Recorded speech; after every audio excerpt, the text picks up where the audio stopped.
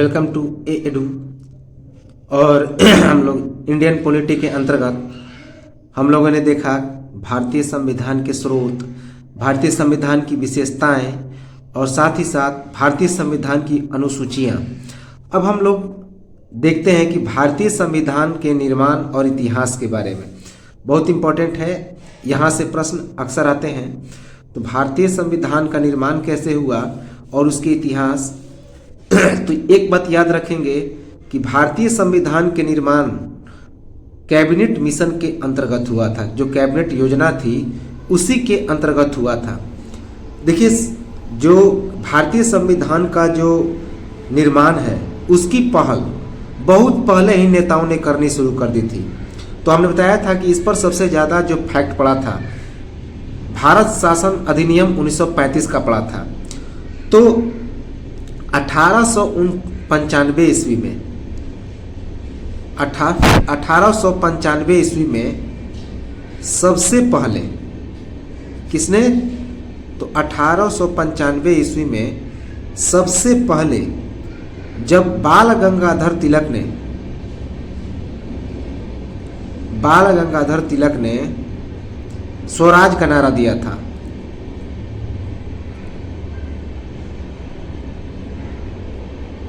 स्वराज हमारा जन्म सिद्ध अधिकार है। तो बाल गंगाधर तिलक ने स्वराज के प्रस्ताव में,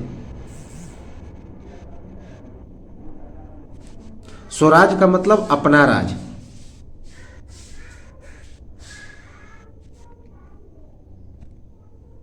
स्वराज के प्रस्ताव में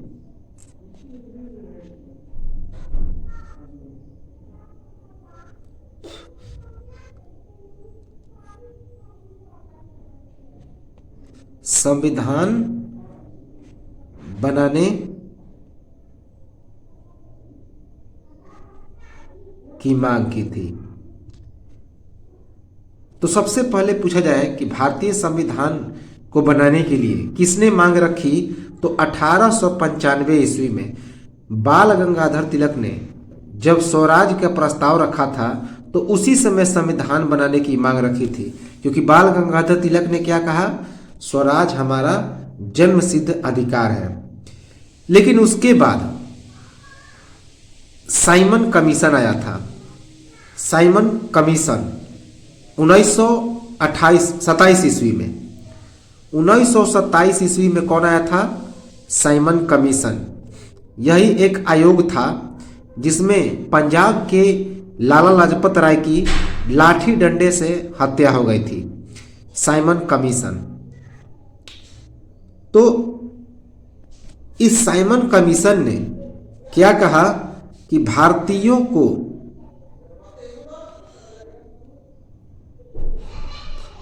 अपना सर्वदलीय, अर्थात जिसमें सभी दल के लोग शामिल हों, सर्वदलीय संविधान बनाने की बात कही।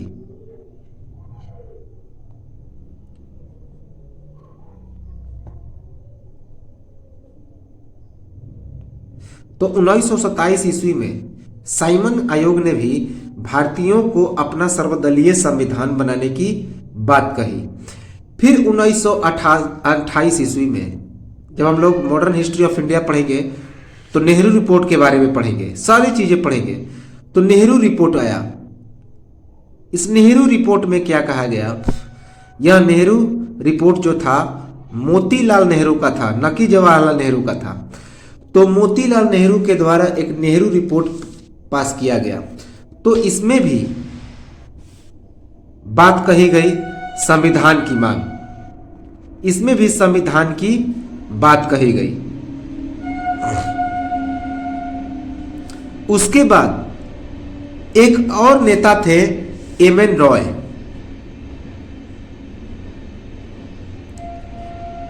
एम.एन. रॉय, इन्होंने भी संविधान की मांग की।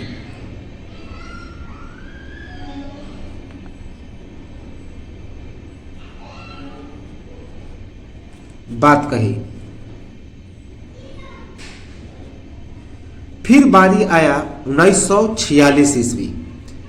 1946 ईस्वी, तो एक उससे पहले जान लें कि 1924 में ही 1924 में ही स्वराज पार्टी ने, याद है कि स्वराज पार्टी का गठन कब हुआ था? 1924 ईस्वी में। तो 1924 ईस्वी में स्वराज पार्टी ने एक विचार रखा था। तो पूछा जाता है कि 1895 के बाद यदि किस पार्टी ने संविधान बनाने की जो विचार कही सबसे पहले, तो वह किसने कही? स्वराज पार्टी ने। याद रखेंगे। तो स्वराज पार्टी ने कहा था संविधान सभा के गठन के लिए। संविधान एक ऐसी सभा जिसमें मिलकर संविधान के निर्माण के बारे में विचार व्यक्त किया जाए, निर्माण के बारे में परामर्श लिया जाए, बात कही जाए, तो उसे ही संविधान सभा कहा जाता है। तो संविधान सभा के गठन का विचार किया स्वराज पार्टी ने। कब? 1924 ईस्वी में। इसके बाद अब यहां से आता है भारतीय संविधान का मूल इतिहास। कब? 22 जुलाई 1946 ईस्वी को। तो 22 जुलाई 1946 ईस्वी को कैबिनेट आयोग भारत आया। एक कैबिनेट मिशन का गठन हुआ।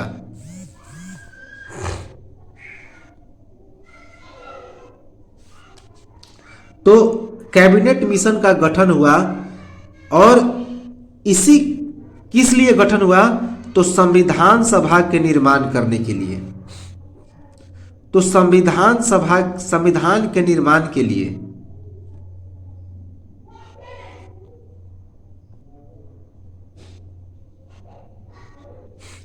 संविधान सभा का गठन किया। किसने? कैबिनेट मिशन ने। संविधान सभा का गठन किया। इंपॉर्टेंट है। तो अब देखिए, प्रारंभिक जब इतिहास पढ़ेंगे इस भारतीय संविधान का, तो 1895 में ही इसकी सबसे पहले मांग रखी गई। बाल गंगाधर तिलक ने स्वराज नामक एक दल का गठन किया था। स्वराज नामक एक पुस्तक का भी इन्होंने गठन किया। तो उस पुस्तक में और उस दल में संविधान बनाने की मांग कही, उसके प्रस्तावों में संविधान बनाने की मांग कही। फिर 1927 ईस्वी में साइमन कमीशन आया, जिसने भारतीयों को अपना एक सर्वदलीय संविधान बनाने की बात कही। फिर 1928 में नेहरू रिपोर्ट पेश हुआ मोतीलाल नेहरू के द्वारा। इसमें भी संविधान की मांग की गई। एम एन रॉय उसके बाद उन्होंने भी संविधान बनाने की बात कही थी।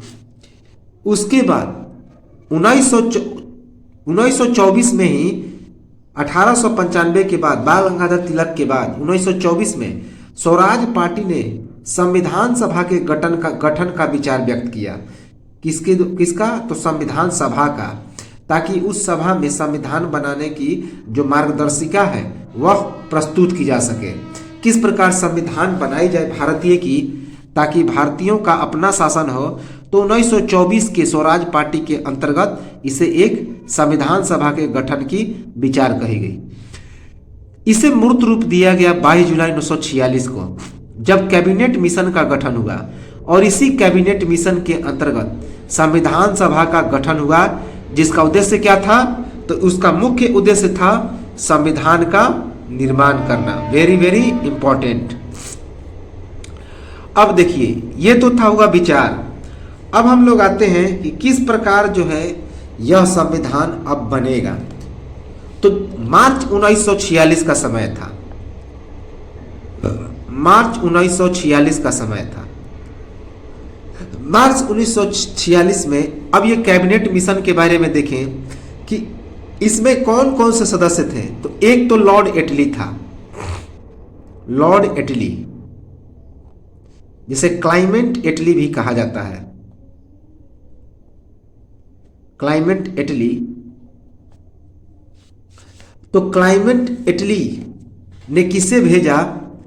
जो कि उस समय ब्रिटेन का प्रधानमंत्री था, तत्कालीन प्रधानमंत्री था। क्लाइमेट एटली प्राइम मिनिस्टर था। उसने भेजा, किसे भेजा? तो कई सदस्यों को भेजा कैबिनेट मिशन के अंतर्गत। तो इसके सदस्य कौन कौन से थे? पहला sir Lord Patrick Lawrence, sir Lord Patrick Lawrence. तो कैबिनेट मिशन के अंतर्गत कई सदस्य थे, जैसे कि सर लॉर्ड पैट्रिक लॉरेंस। उसके बाद सर स्टैनफोर्ड क्रिप्स, बाद में यह क्रिप्स मिशन भी आएगा। तो सर जिन्होंने क्रिप्स मिशन का गठन किया था, सर स्टैनफोर्ड क्रिप्स, ये क्रिप्स मिशन का इन्होंने गठन किया था, यह भी भारत में आएगा। उसके बाद एवी अलेक्जेंडर, एवी अलेक्जेंडर। तो इस कैबिनेट मिशन के 3 सदस्य थे। कौन कौन? क्लाइमेट एटली उस समय ब्रिटेन के प्रधानमंत्री थे। तो मार्च 1946 ईस्वी में उन्होंने भेजा किसे? कैबिनेट मिशन को, जो 22 जुलाई 1946 ईस्वी को भारत आया। किस उद्देश्य से? तो भारतीय संविधान के सभा के गठन के लिए, ताकि उस संविधान सभा के द्वारा भारतीय के संविधान का निर्माण हो, जिसमें 3 सदस्य थे, Sir Lord Patrick Lawrence, Sir Stafford Cripps और एवी अलेक्जेंडर। याद रखेंगे। तो ये तो थे हमारे कैबिनेट मिशन के सदस्य। अब जब कैबिनेट मिशन भारत आया, तो भारत आया तो इसमें संविधान सभा का गठन हुआ।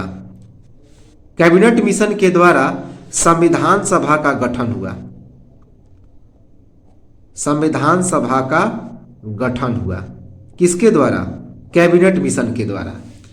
अब इस संविधान सभा के अंतर्गत कितने सदस्य थे और कौन कौन से सदस्य थे, तो इसे हम लोग देखें तो इस संविधान सभा के अंतर्गत कुल 389 सदस्य थे। टोटल जो थे वे 389 सदस्य थे, 389 सदस्य थे, जिसके अंतर्गत इस 389 सदस्यों में ले कितने? तो 292 जो थे वे ब्रिटिश प्रांत के प्रतिनिधि थे, ब्रिटिश प्रांत के प्रतिनिधि।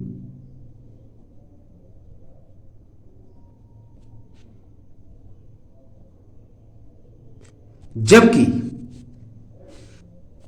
93 जो थे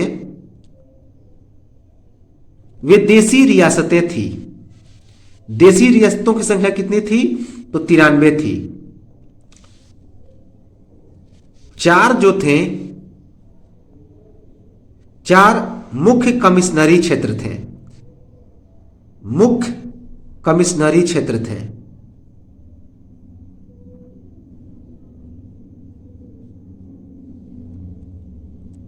चार मुख्य कमिश्नरी क्षेत्र थे। तो इस प्रकार कुल मिलाकर कितने हो गए? 389 सदस्य। तो टोटल संविधान सभा का जब गठन हुआ तो इसमें 389 सदस्यों को रखा गया, जिसमें 292 ब्रिटिश प्रांत के प्रतिनिधि थे, 93 देसी रियासतें थी और 4 मुख्य कमिश्नरी क्षेत्र थे। अब देखिए, ये जो 4 मुख्य कमिश्नरी क्षेत्र थे कौन कौन से थे? तो एक तो दिल्ली था, उसके बाद कुर्ग था, उसके बाद अजमेर था, उसके बाद बलूचिस्तान था। ये 4 जो क्षेत्र थे, ये 4 क्षेत्र मुख्य कमिश्नरी क्षेत्र के अंतर्गत आते थे, जो संविधान सभा के अंग बनाए गए। अब दिल्ली का जो गठन हुआ था, याद रखेंगे 1869 में हुआ था। 1869 के संविधान संशोधन के अंतर्गत हुआ था। संविधान संशोधन के अंतर्गत इसे राष्ट्रीय राजधानी क्षेत्र बनाया गया था। 1869 के संविधान संशोधन के अंतर्गत दिल्ली को राष्ट्रीय राजधानी क्षेत्र घोषित किया गया था, याद रखेंगे। इसके बाद 200, लेकिन जब चुनाव हुआ, अब इस संविधान सभा के लिए चुनाव हुआ कि कौन कौन से उम्मीदवार रहेंगे, कौन कौन से किस पद पे रहेंगे, तो इसके लिए इलेक्शन हुआ। तो जब चुनाव हुआ तो 10 लाख की आबादी पर एक सदस्य का चुनाव हुआ। तो याद रखेंगे कि 10 लाख की आबादी पर एक सदस्य का चुनाव हुआ। सबसे पहले देखिए, जो चुनाव हुआ था वह 296 सदस्यों के लिए ही चुनाव हुआ था। सदस्य तो थे 389, लेकिन चुनाव कितने हुआ? तो 296 सदस्यों के लिए ही चुनाव हुआ, याद रखेंगे। 296 सदस्यों के लिए, इसमें देशी रियासतों को शामिल नहीं किया गया था। जब चुनाव हुआ तो 389 सदस्यों के लिए चुनाव हुआ, लेकिन देशी रियासतें, चूंकि सभी देशी रियासतें स्वतंत्र नहीं थीं, तो इनको शामिल नहीं किया गया था चुनाव के लिए। देशी रियासतों को शामिल नहीं किया गया। इस प्रकार कुल कितनी सदस्य रह गए? तो 296। तो चुनाव हुआ इसी 296 सदस्यों में से। यह जो चुनाव हुआ, इस चुनाव को कितना अनुपात रखा गया था कि 10 लाख आबादी पर एक प्रतिनिधि का चुनाव, याद रखेंगे। अर्थात ये जो चुनाव हुआ, सैकड़ा, हजार, 10,000, लाख, 10 लाख अनुपात 1 का चुनाव हुआ। अर्थात इतनी आबादी पर, 10 लाख की आबादी पर एक सदस्य का चुनाव किया जाना था, कि प्रत्येक 10 लाख की आबादी में एक सदस्य का चुनाव किया जाना था। अर्थात आबादी और सदस्य का जो अनुपात था वह 10 लाख अनुपात 1। तो यही संसद सदस्यों के जो चुनाव था उनके लिए अनुपात रखा गया था, 10 लाख अनुपात 1। बहुत इंपॉर्टेंट है, पूछा जाता है, पूछा भी गया है। 10 लाख अनुपात 1 सदस्य, प्रत्येक 10 लाख की आबादी पर एक सदस्य का चुनाव करने की योजना थी, चुनाव किया जाना था।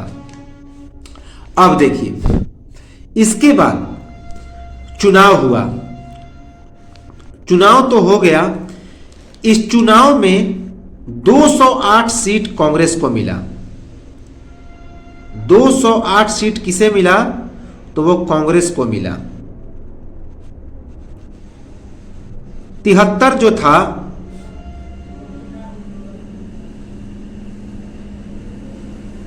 वह मुस्लिम लीग को मिला।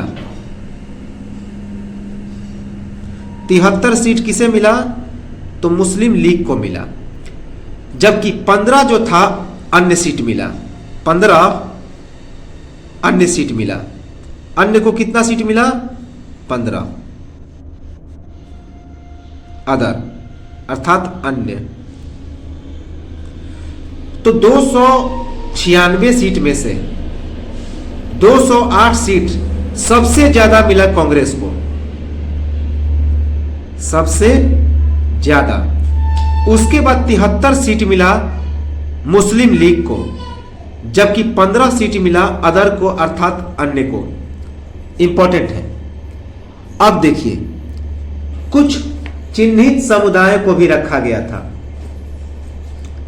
कुछ चिन्हित समुदाय को भी रखा गया था इस चुनाव में। तो कुछ चिन्हित समुदाय कौन से थी?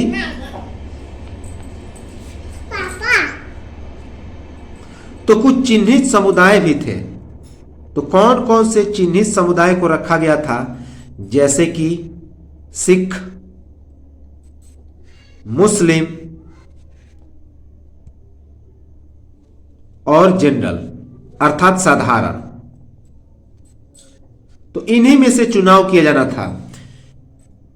सिख, मुस्लिम और साधारण, अर्थात जनरल में से। जिसके अंतर्गत सभी लोग आते थे। तो ये चुनाव हुआ। इस चुनाव में कांग्रेस को मिला 208 सीट, सबसे ज्यादा 73 सीट मिला मुस्लिम लीग को और 15 सीट अन्य को मिला। अब देखिए, तो यह जो चुनाव हुआ वह कब हुआ था? तो जुलाई में। अभी हमने बताया कि 22 जुलाई 1946 को कैबिनेट आया था और उसी जुलाई के महीने में यह चुनाव कराया गया। जुलाई में यह चुनाव हुआ। इसके बाद देखिए, इसमें 296 में कितनी सीटें कितने लोगों को आई? तो 213 सामान्य सीटें आई। 296 सीट में अगर देखा जाए तो ये इनकी जो सीट थी, सामान्य की सीट, वह 213 थी। सीट सामान्य के लिए 213 सीटें थी। मुस्लिम के लिए 79 सीट थी। मुसलमानों के लिए 79 सीट थी। 4 जो सीट था वह सिख संप्रदाय का था। सिख संप्रदाय के लिए कितना सीट निर्धारित था? तो 4 सीट, जबकि 15 थी वो महिलाओं की संख्या कितनी थी? तो महिलाओं के लिए 15 सीट। 296 में 15 महिलाओं की सीट निर्धारित थी, याद रखेंगे। अब ये जो सीट थी वह जिसमें सबसे प्रमुख थी 15 महिलाओं में, तो हंसा मेहता। ये इन 15 महिलाओं में कौन कौन सी थी? तो हंसा मेहता थी, सुचित्रा कृपलानी थी, सुचित्रा कृपलानी, उसके बाद सरोजनी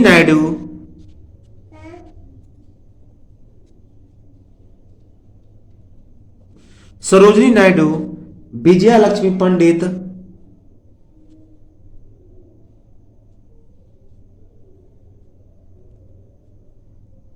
राजकुमारी अमृता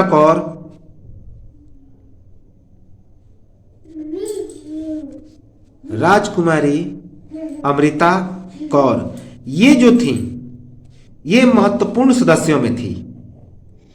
ये जो महिलाएं थीं इन्हें सबसे फ्रंट पे रखा गया था, क्योंकि सबसे शिक्षित और सबसे पढ़ी लिखी यही थी महत्वपूर्ण महिला सदस्य।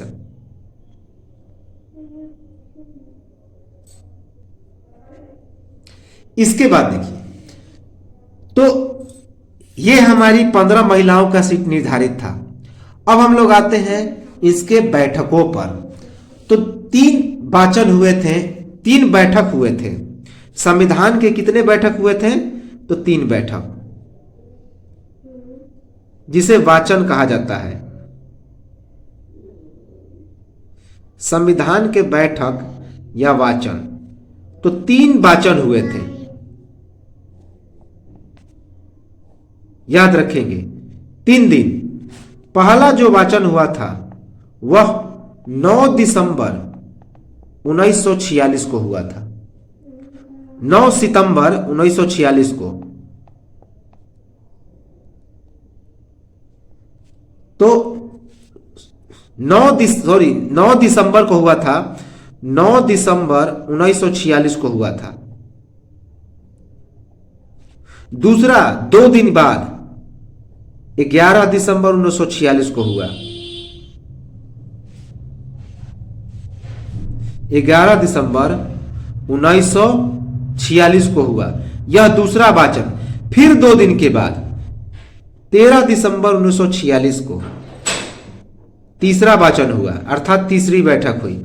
और 13 दिसंबर 1946 को मूर्त रूप दे दिया गया संविधान सभा को। तो चलिए हम लोग तीनों को बारी बारी से देख लेते हैं। 9 दिसंबर 1946 को जो पहला वाचन हुआ था, इसमें क्या हुआ? तो यह जो पहला बैठक था, सबसे पहला यह बैठक हुआ 9 दिसंबर 1946 को, पहला बैठक हुआ। इसमें क्या हुआ कि सभी शामिल हुए, लेकिन हैदराबाद की जो रियासत थी वह शामिल नहीं हुई। हैदराबाद की रियासत,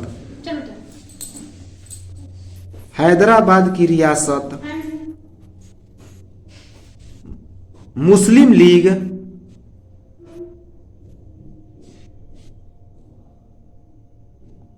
हैदराबाद की रियासत मुस्लिम लीग ये दोनों शामिल नहीं हुई, शामिल नहीं हुई। अब मुस्लिम लीग क्यों शामिल नहीं हुए? तो ये पाकिस्तान की मांग कर रहे थे। मुस्लिम लीग किसका मांग कर रहे थे?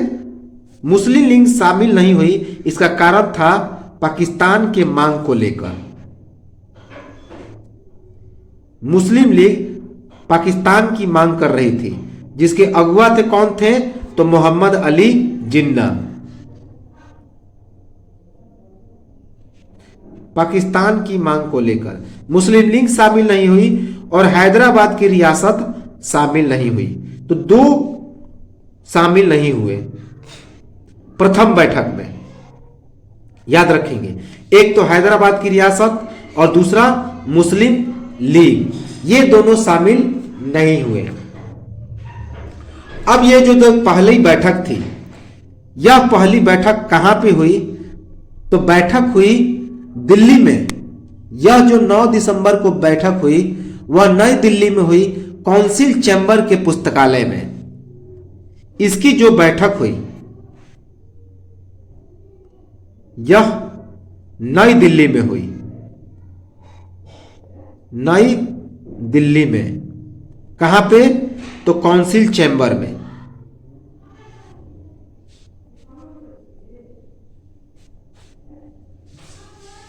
काउंसिल चैम्बर के लाइब्रेरी में, पुस्तकालय में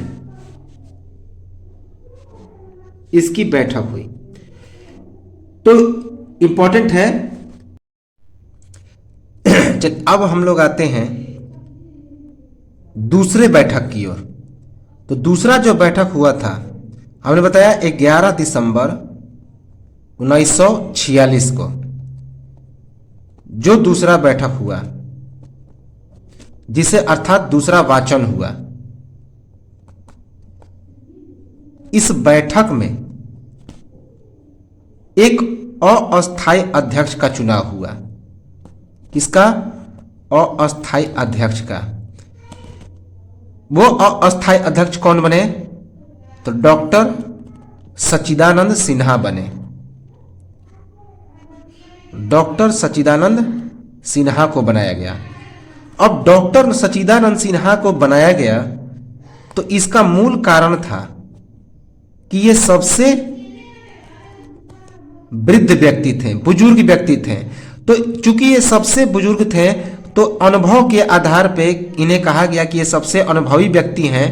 तो इसी कारण इन्हें अस्थायी नहीं, एक अस्थायी अध्यक्ष का चुनाव किया गया, सच्चिदानंद सिन्हा को। यह पूछा जाता है कि क्यों?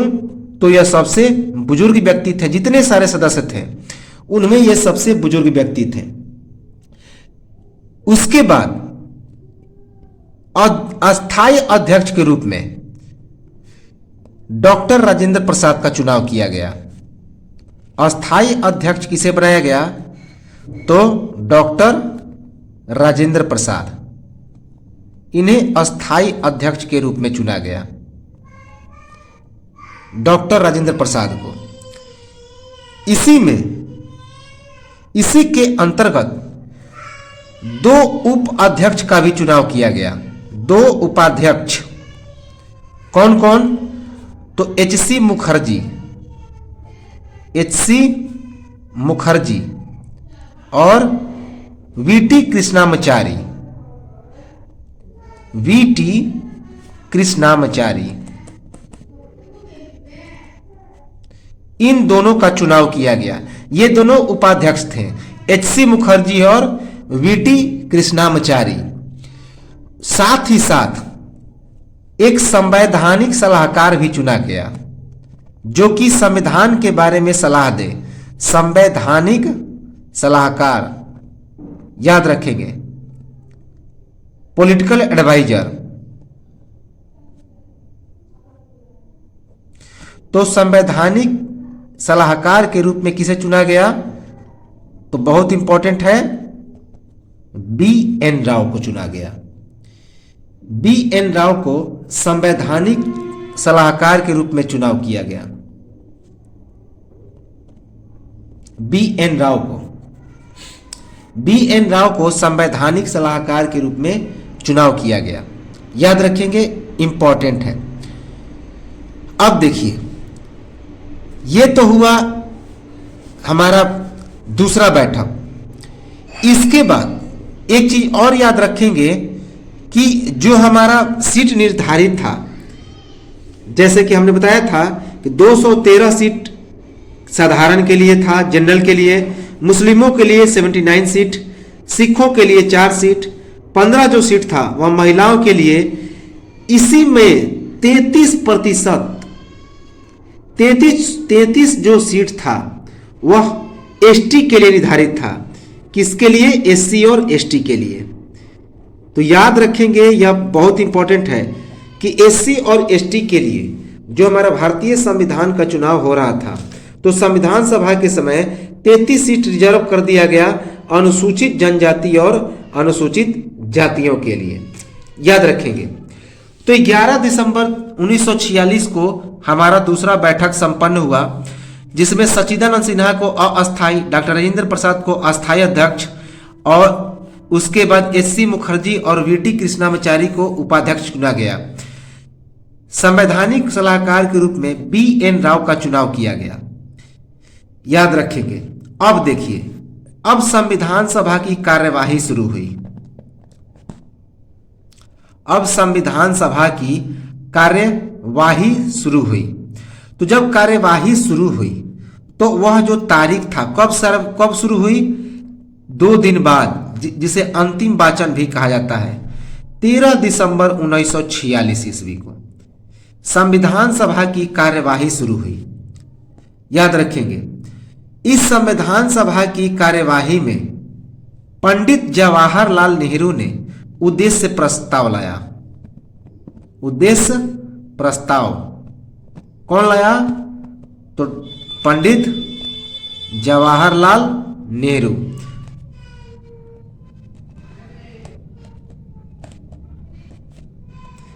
पंडित जवाहरलाल नेहरू ने उद्देश्य प्रस्ताव लाया, जिसकी स्वीकृति कब मिली इस उद्देश्य प्रस्ताव को? तो इसकी स्वीकृति मिली 22 जनवरी 1947 ईस्वी को। याद रखेंगे, 22 जनवरी 1947 ईस्वी को इस उद्देश्य प्रस्ताव को स्वीकृति मिल गई। अर्थात जब कार्यवाही हुआ, अर्थात तीसरा बैठक 13 दिसंबर, यानी कि कुल 39 दिनों के बाद इसको स्वीकृति मिल गई, 40 दिनों के बाद। उसके बाद अब यहां पे स्वीकृति मिलने के बाद क्या हुआ? तो कुछ समितियों का गठन हुआ। कौन कौन सी समितियों का गठन हुआ? तो स्वीकृति मिलने के बाद कुछ समितियों का गठन हुआ।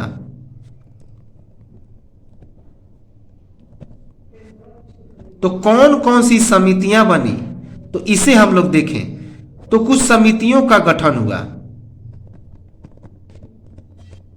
कौन कौन सी समिति?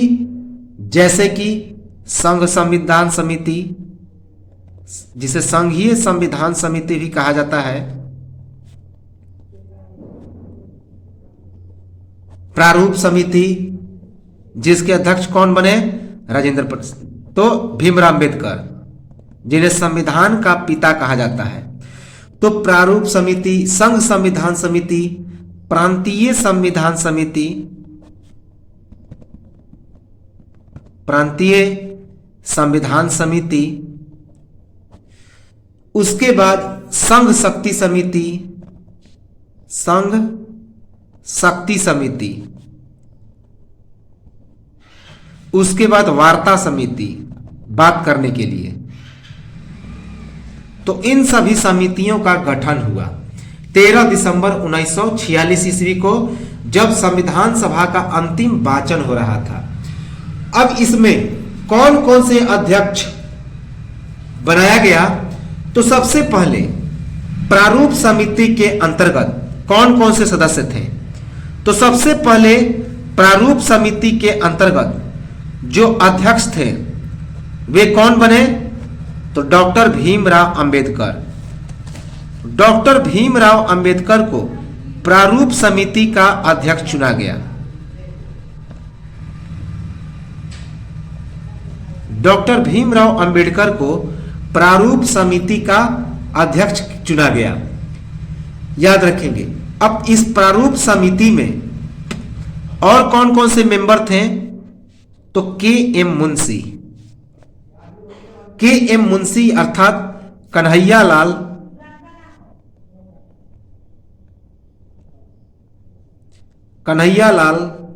मणिकलाल मुंशी।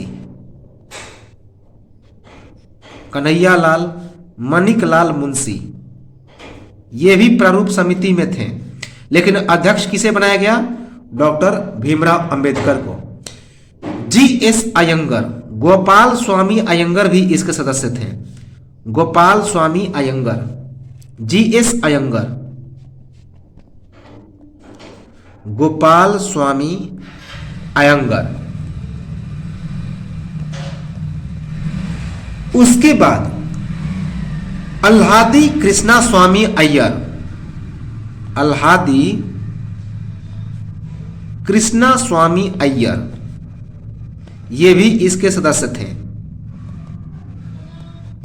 अल्हादी कृष्णा स्वामी अय्यर। उसके बाद सैयद मोहम्मद सादुल्ला। सैयद मोहम्मद सादुल्ला ये भी इसके सदस्य थे। इसके बाद अब देखिए, संघ संविधान समिति के अध्यक्ष किसे बनाया गया? तो संघ संविधान समिति के अध्यक्ष का चुनाव किसे किया गया? तो जवाहरलाल नेहरू बने। जवाहरलाल नेहरू ये संघ संविधान समिति के अध्यक्ष बने। उसके बाद प्रांतीय संविधान समिति, इसके जो अध्यक्ष बने वह सरदार वल्लभ भाई पटेल बने। सरदार वल्लभ भाई पटेल। सरदार वल्लभ भाई पटेल को प्रांतीय संविधान समिति का अध्यक्ष चुना गया। उसके बाद इसके अंतर्गत संविधान सभा की परामर्शदाता समिति का भी गठन किया गया। तो एक परामर्शदाता भी समिति बनी। परामर्शदाता समिति जो कि परामर्श देने के लिए, जिसके अध्यक्ष कौन बने? तो सरदार वल्लभ भाई पटेल। इसके भी अध्यक्ष सरदार वल्लभ भाई पटेल बने। साथ ही साथ एक और समिति बनी, मौलिक अधिकार, अल्पसंख्यक, जनजातियों तथा बहिष्कृत क्षेत्रों के लिए सलाहकार समिति। तो मौलिक अधिकार,